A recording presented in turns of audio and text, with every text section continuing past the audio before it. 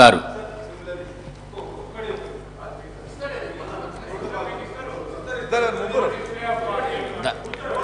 ధన్పాల్ సూర్యనారాయణరావు గారు. అధ్యక్ష, మా నియోజకవర్గ సమస్యల గురించి మాట్లాడటానికి అవకాశం ఇచ్చిన మీకు మొట్టమొదటిగా ధన్యవాదాలు చెప్పుకుంటూ, ఒకప్పుడు నిజామాబాద్ అంటే అన్నపూర్ణ జిల్లాగా ప్రసిద్ధి చెందింది అధ్యక్ష. కానీ గత కొన్ని సంవత్సరాలుగా గత పాలకుల తప్పిదాల వల్ల సమస్యల వలయంగా తయారైంది నిజామాబాద్ జిల్లా మరియు నిజామాబాద్ నియోజకవర్గం అర్బన్. మా నియోజకవర్గ ముఖ్య సమస్యలు మీ ద్వారా ప్రభుత్వ దృష్టికి తీసుకువస్తున్న అధ్యక్ష. బడ్జెట్ స్పీచ్లో ప్రస్తావించినట్లు 28 డిసెంబర్ నుండి 6 జనవరి వరకు 1.29 crores దరఖాస్తులు వచ్చాయి అధ్యక్ష. వాటిలో ఇండ్లకు వచ్చిన దరఖాస్తులు ఎక్కువ అధ్యక్ష. మా నిజామాబాద్ అర్బన్ నియోజకవర్గంలో 2015లో దాదాపు 40,000 ఇండ్లు లేని నిరుపేదలు దరఖాస్తులు చేయించుకున్నారు అధ్యక్ష. కానీ ఈ రోజుకు ఒక్కటంటే ఒక్క ఇల్లు కూడా లబ్ధిదారులకు అందలేదు అధ్యక్ష. కొన్ని ఇండ్లు నామమాత్రం కట్టి లబ్ధిదారులకు అందజేయలేదు అధ్యక్ష. కాంగ్రెస్ ప్రభుత్వం ప్రతి నియోజకవర్గానికి 3,500 ఇల్లు కట్టిస్తానని చెప్పారు కదా. మా నియోజకవర్గానికి గత పాలకుల వల్ల జరిగిన అన్యాయం మీ ద్వారా ప్రభుత్వాన్ని కోరుతున్న అధ్యక్ష. మా నియోజకవర్గానికి 3,500 కాకుండా 700 ఇల్లు మంజూరు చేయవలసిందిగా మీ ద్వారా కోరుతున్న అధ్యక్ష. 7,000 అధ్యక్ష. 3,500 కాకుండా 7,000 మంజూరు చేయవలసిందిగా కోరుతున్న అధ్యక్ష. అలాగే అధ్యక్ష, గత ప్రభుత్వంలో నిర్మించిన ఇల్లు నా నియోజకవర్గంలో ఇంకా వాటి అర్హులకు అందలేదు అధ్యక్ష. నిర్ణీత సమయంలో అర్హులకు కేటాయించకపోవడం వల్ల వాటి పరిస్థితి దారుణంగా తయారైంది అధ్యక్ష. వాటి మరమ్మతులకు కావాల్సిన నిధులు కేటాయించి వాటిని త్వరతరిగిన అర్హులకు అందేలా చూడాలని మీ ద్వారా ప్రభుత్వాన్ని కోరుతున్న అధ్యక్ష. ఎడ్యుకేషన్ విషయం అధ్యక్ష, గత ప్రభుత్వ హయాంలో మన ఊరు మన బస్తీ పథకం ప్రవేశపెట్టి మా నియోజకవర్గంలో ఒక్క పాఠశాల కూడా ఎటువంటి హంగులకు నోచుకోలేదు అధ్యక్ష.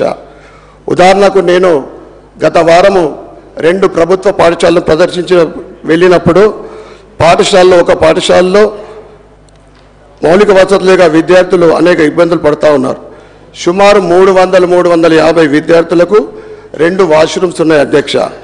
అలాగే క్లాస్ రూమ్లో ఫ్యాన్లు లేవు, బెంచులు లేవు, కూకుంటానికి సరిగా ఫ్లోరింగ్ లేదు, పైన చెత్త ఎప్పుడు పడిపోతుందో తెలియదు, రేకులు ఉంటే అవి పలిగిపోయినవి ఉన్నాయి అధ్యక్ష. వానొస్తే విద్యార్థులు నానాల్సిన పరిస్థితి, ఎండకు ఎండాల్సిన పరిస్థితి ఉంది. మీ ద్వారా ప్రభుత్వాన్ని మరియు జిల్లా ఇన్ఛార్జి మంత్రులు జూపల్లి గారిని విజ్ఞప్తి చేస్తున్న అధ్యక్ష, త్వరతరిగిన మా నియోజకవర్గంలోని అన్ని ప్రభుత్వ పాఠశాల అభివృద్ధికి కావాల్సిన నిధిని స్పెషల్ ఫండ్ ద్వారా విడుదల చేయవలసిందిగా కోరుతున్నా అధ్యక్ష. గత ప్రభుత్వం వచ్చి 2 నెలలు గడుస్తున్నా విద్యాశాఖ మంత్రిని ఇంకా కేటాయించలేదు అధ్యక్ష. హాస్పిటల్ అధ్యక్ష, మనమందరం చూసాము కరోనా మహమ్మారి వచ్చినప్పుడు అప్పుడు వైద్య వ్యవస్థ ఏ రకంగా ఉండేదో దాని నుంచి గత ప్రభుత్వము పాఠాలు నేర్చుకున్నట్లేదు అధ్యక్ష.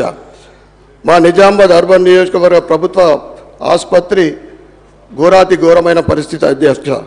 జిల్లా కేంద్రంలోని అతిపెద్ద హాస్పిటల్ ఉన్నప్పుడు సరైన సిబ్బంది లేక, సరైన డాక్టర్లు లేక రోగులు ఇబ్బంది పడుతున్నారు అధ్యక్ష. రోగుల పరీక్షకు కావాల్సిన ముఖ్య పరికరాలు ఎంఆర్ఐ మిషన్స్ కానీ, ఎక్స్రే మిషన్లు కానీ, arthroscopy set, OPG machine, laparoscopy ఇలాంటి పరికరాలు లేవు అధ్యక్ష. మా నియోజకవర్గంలో ప్రస్తుతం ఉన్నటువంటి 750 బెడ్ల ఆసుపత్రిని 1000 పడకలకు పెంచి అభివృద్ధి చేయవలసిందిగా మీ ద్వారా ప్రభుత్వాన్ని కోరుతున్న అధ్యక్ష.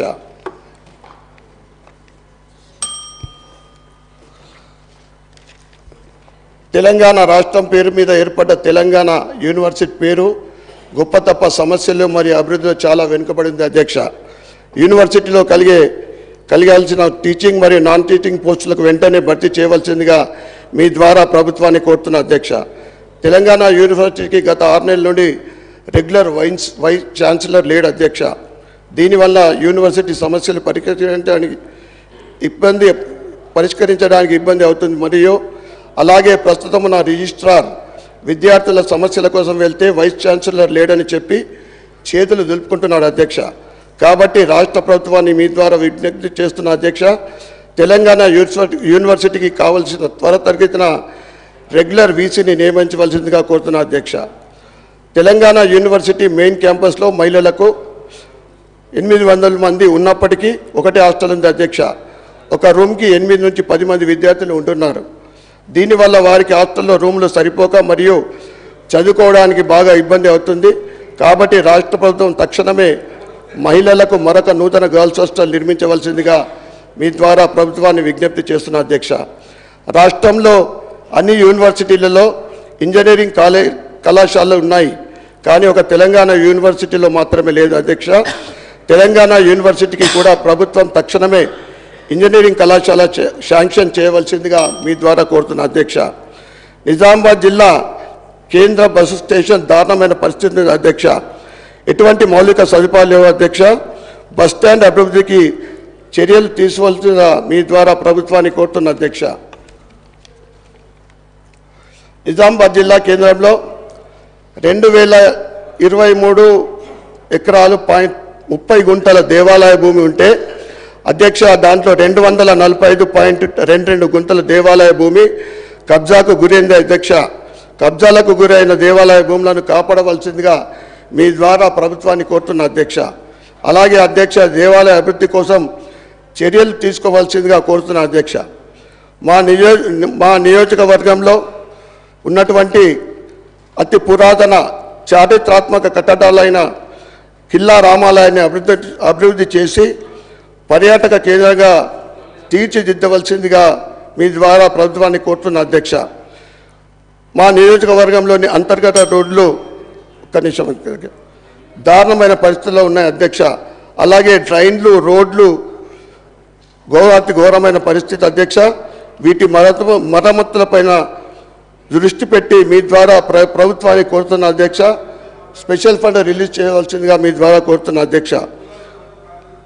అలాగే నిజామాబాద్ నియోజకవర్గంలో అంతర్జాతీయ స్పోర్ట్స్ పర్సన్స్ మరియు స్పోర్ట్స్ ప్రతిభావంతులైన క్రీడాకారులు ఉన్నప్పటికీ అక్కడ స్పోర్ట్స్ గురించి ఎటువంటి ప్రోత్సాహం లేదు. స్పోర్ట్స్ అకాడమీని మా నియోజకవర్గంలో ఏర్పాటు చేయవలసిందిగా కోరుతున్న అధ్యక్ష. అలాగే ప్రభుత్వం పేర్లు చీనాలు మార్చింది అధ్యక్ష. దానిలో కొన్ని టీఎస్ని టీజీగా మరియు మీరు రాష్ట్ర చిహ్నాన్ని మార్చారు. అలాగే ఎంతో కాలం నుండి పెండింగ్లో ఉన్న మన హైదరాబాద్ని భాగ్యనగర్గా, నిజామాబాద్ని ఇందూరుగా, ఆదిలాబాద్ని అదిలాపురంగా, వరంగల్ని ఓరుగల్గా మార్చవలసిందిగా మీ ద్వారా విజ్ఞప్తి చేస్తున్న అధ్యక్ష. నాకు మాట్లాడేందుకు మా నియోజకవర్గ సమస్యలు ప్రభుత్వ దృష్టికి తీసుకువెళ్లేందుకు సమయాన్ని ఇచ్చినందుకు మీకు ధన్యవాదాలు చెప్తున్నా అధ్యక్ష. నోటెడ్ అధ్యక్ష.